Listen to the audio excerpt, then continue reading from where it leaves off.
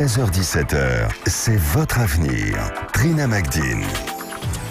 De retour dans C'est votre avenir, toujours avec notre médium et coach intuitif Alexandre Delevanne qui répond à toutes vos questions au 0826 300 300. Et vous le savez, vous êtes les bienvenus si vous voulez réagir à notre thème du jour.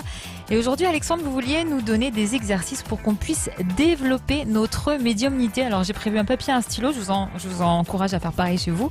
Alexandre, faites-moi rêver. Je vais essayer.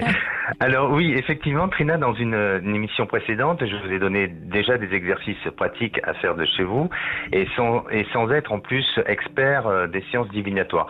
Aujourd'hui, on va compléter avec d'autres exercices parce que beaucoup d'entre vous nous l'ont demandé. Alors j'ai sélectionné 3 exercices à faire et ils sont bien sûr valables pour tous. Le premier exercice se fait avec un seul dé. Est-ce que vous avez un dé près de vous, Trina ?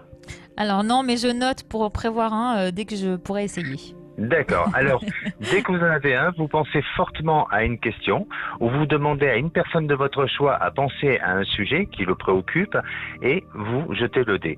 Et si vous sortez le chiffre 1, c'est que votre réponse dépend de vous.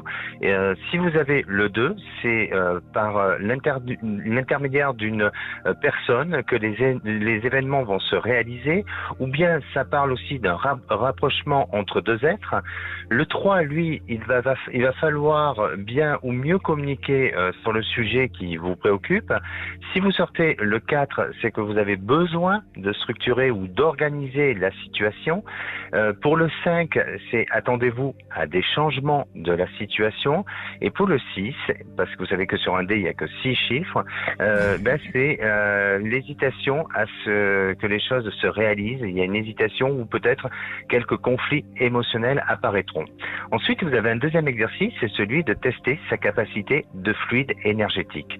Alors, vous prenez 3 verres identiques que vous remplissez d'eau au même niveau de chacun des verres et vous demandez à quelqu'un de mettre une bonne pincée de sel dans l'un des 3 verres en remuant bien sûr de manière à bien dissoudre le sel dans son contenu.